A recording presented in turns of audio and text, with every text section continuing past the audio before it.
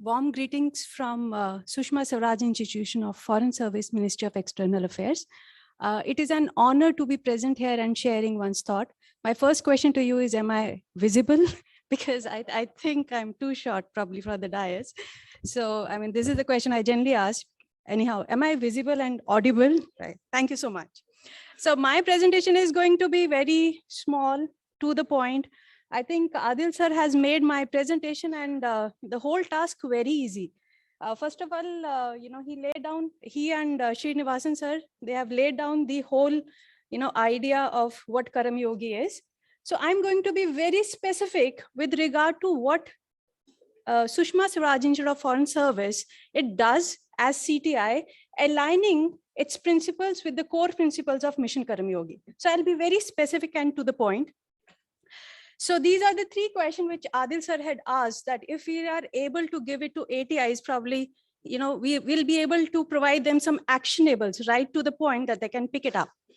So first question is how SSIFS, it implements the core principles of Karamyogi. 5 principles, I'll be coming down point by point. And then is, what do we do besides our routine training programs? And how do we, envision Phygital? So to go by the first one, citizen-centric governance. Thank you, Adil sir, for providing me what it is, because this would contain the major part of, SSIFS core thing, right? Citizen-centric governance. I asked sir, said, what does it mean when it comes to training institution? And he has written it in his mail that what does it mean? Do you train your, workforce to deal with the people in general? Do you? So the answer to that is yes, we do. Now, how do we do? So we have one, one division. In Ministry of External Affairs, we have divisions. So one of the division is called Diaspora and CPV. So what does CPV and Diaspora do? They do a lot of things. For example, they talk about general welfare of all the NRIs, OCIs, all the Indian communities staying abroad. We have ICWF, which is Indian Community Welfare Fund. We have consular services. We have streamlining of issuance of passports. We have a portal called Madad. And the purpose of that is resolution of grievances of Indians in distress abroad. Herein, I would like to add late Sushma Swaraj's famous quote. She says that in India, resolution of grievances is perhaps only one tweet away. So yes, we are on top of it. We are digital. We are solving solution of general public of India as civil servants. I'll come down to how do we train it. And repatriation of Indian nationals, there is a portal called e-migrate. All those blue collar job people who are there and they face problem in other country, we have e-migrate platform. We have scholarship program for diaspora children. We have one Know India program. In that, what do we do? 18 to 13 years of kids or, children who are of Indian origin and they don't know about India, they are being brought down to India. And for 25 days, they are taken around the India and they do have a training at at SSIFS as well. So we have Bharat Ko Janiye quiz, Parvasi Bharat Tirath Darshan Yojana. We have one, special hall called Sushma Swaraj Bhavan, which is for all the events that, Indian citizens who are staying abroad, they want to have interact. It is there, SSB. We have Vajra, which is visiting advanced joint research, and Vaishvik Bharat Vaigyanik in collaboration with DRDO, it is called Vaibhav. So these are some of the things that, service in, MEA that does. Now, the question comes, how do we train? In every course, be it for, Indian foreign service or even for foreign diplomats. I'll come down to that part. We do train foreign diplomats. So in every training program, we have sessions on diaspora, current status of it, and how they have to deal with it. At SSIFS, as we speak right now, Monday starting, I have 2 courses starting for ASOs and POs. We have, and in that, we also talk about emotional intelligence. We talk about Indian foreign policy. We talk about diaspora and how you have to deal with it when you will be, posted abroad. how you have to deal with public in general and specifically citizens of India. So that is, sir, we do it. So that diaspora consular services and outreach program, whenever they come to India, or any services that we can provide them. So yes, SSIFS is following the principle of Mission Karamyogi, citizen-centric governance. Going to the next point, that is desilization. We collaborate with different ministries for delivering lectures in collaboration with SSIFS, and the range of ministries, it goes from agricultural, EPIDA, commerce, tourism, Department of Economic Affairs, Environment, Culture, Trade and Industry, MIT, Scientific Advisors, PSS, Defense, Department of Atomic Energy. I mean, the range is wide. We collaborate with them within India, and of course, we have collaborations abroad as well. So just coming over here, so we as SSIFS, we are representing the diplomatic training program at one international platform, which is called International Forum for Diplomatic Training, and MEA is part of it. And next year we would be holding the conference. So we collaborate around the world, we represent India. And this time, so they have IFDT Bazaar, wherein best practices of training, I'm talking about specifically training of civil servants with regard to that. When we presented our presentation, it was applauded a lot, and they were very happy the way we are going digitized. This is the feedback I'm just telling you a week prior to it, because it was on 5th of November that it happened. Next is, as I've shared with you, international outreach. Now coming down to adult learning. So, there are two things. If you go by the root word, pedagogy is actually leading to learn, and adult learning is andragogy, which means learning to lead. So that is a basic difference, and it has 4 components, basic components, as sir has very rightly mentioned. And what is that component? It is they wanting to learn, and more importantly, they take the responsibility of their learning. You have not to run after them that you have to learn what is required. No, they take responsibility. Yes, if I move up on the ladder, I have to learn. Second is, they would like to utilize their own experiences in terms of research. Third thing is, they would like to utilize the training immediately once they learn. What is the use of it? I think one question which rules, okay, mujhe isse kya fayda hoga? If you are able to answer that question in your training, what will you gain out of it? I think, streamlining or, direction of your training courses would be pretty sorted, right? So what do we do for that? I have been fortunate enough to be the course coordinator of MCTPs.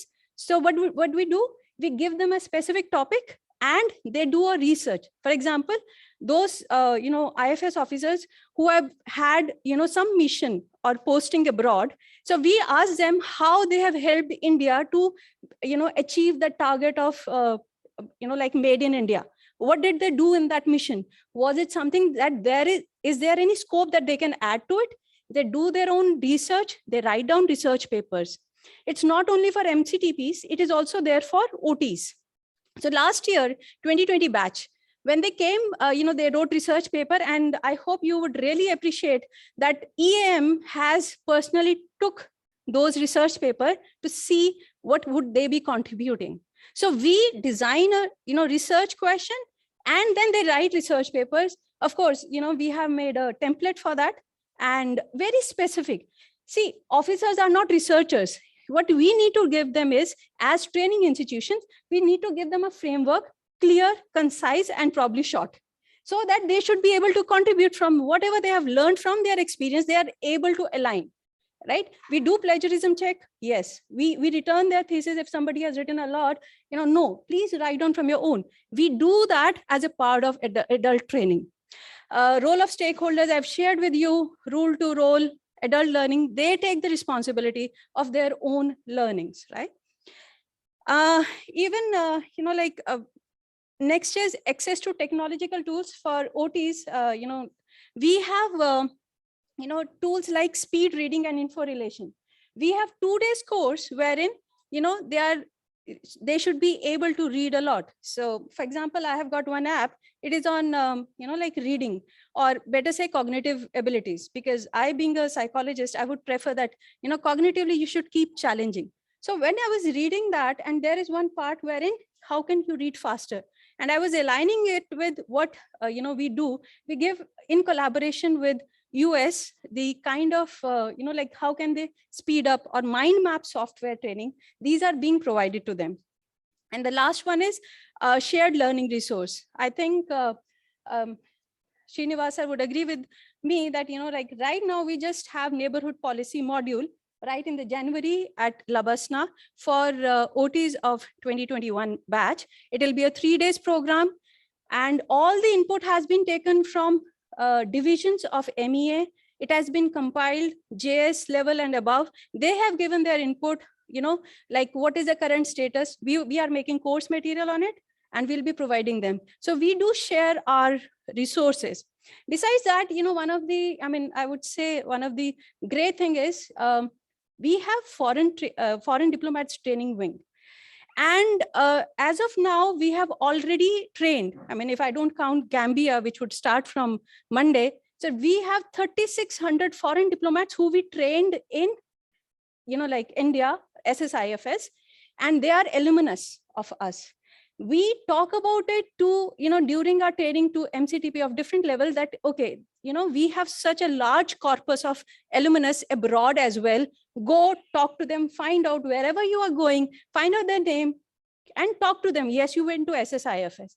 And besides that, like SSIFS has helped some of the foreign diplomatic training institutions to be established in developing countries.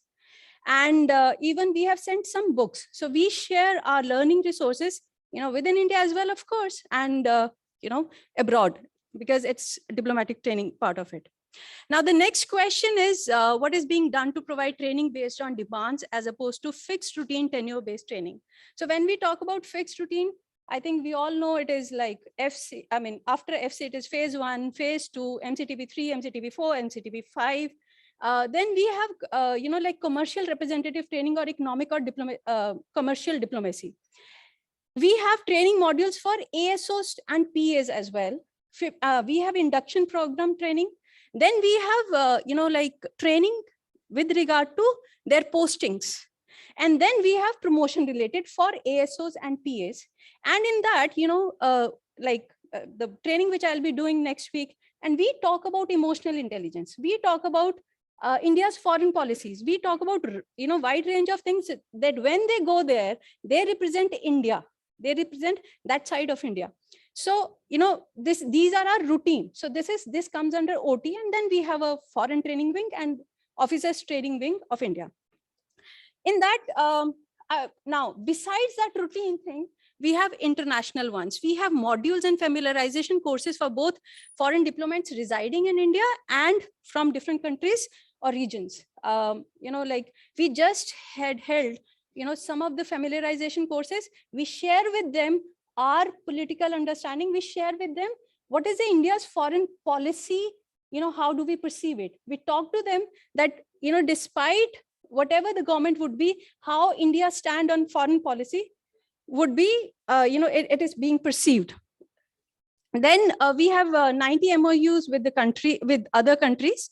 And we have familiarization courses for foreign journalists. And we have other, we have on demand, for example, sir, it's like just 2 slides away. Yes. So we have, like on demand, like protocol. So Suriname, we did it. So, whatever they ask for, we curate the course as per their demand. And especially for the social media module, we have specifically, if it is being asked, so there is one XP division at MEA, which, does 2 days module for OTs and on demand for foreign diplomats as well. When it comes to national, besides this, this is neighborhood policy module, which I've already talked about. Next is economic commercial diplomacy for IS officers. There is one division at MEA, which is states division. And, like we talk about economic and commercial diplomacy because the seed or the idea is, when we bring foreign investment to India, until unless our officers over here, they do not understand our stance in terms of foreign policy and how they can help. So we had to write in the beginning of the year, but because of COVID, we have to postpone. But believe me, it has helped a lot. In that we provide them some information. So State Division had called us up and they shared with us that lots of officers, IS officers from Haryana, they collaborated in terms of foreign trade with other diplomats or ambassadors from India to other countries with regard to commerce or economic diplomacy. So I hope that you can see that impact immediately. And so we have also conducted one very short module of half a day and 1 day with HIPAA, state ATIs, under neighborhood policy. We try to give that perspective of India's foreign policy. How do we deal with the world? What is our stand on it? And this is very interesting training program for international relations division of CAG. This was held on 1st and 2nd August, and I was fortunate enough to be the course coordinator for the same. There was a demand came from their side. So if you all might be knowing, so we have won the bid at UN in the IAEA in audit and account, this thing. That very team has been trained at SSIFS. We talked about negotiation. We talked about diplomatic communication, very specific. They came up with the idea that we want to be trained. We curated the course from, they wanted 2 days, we wanted 3 days, but the curation of the course was what do they need and what we can provide to them.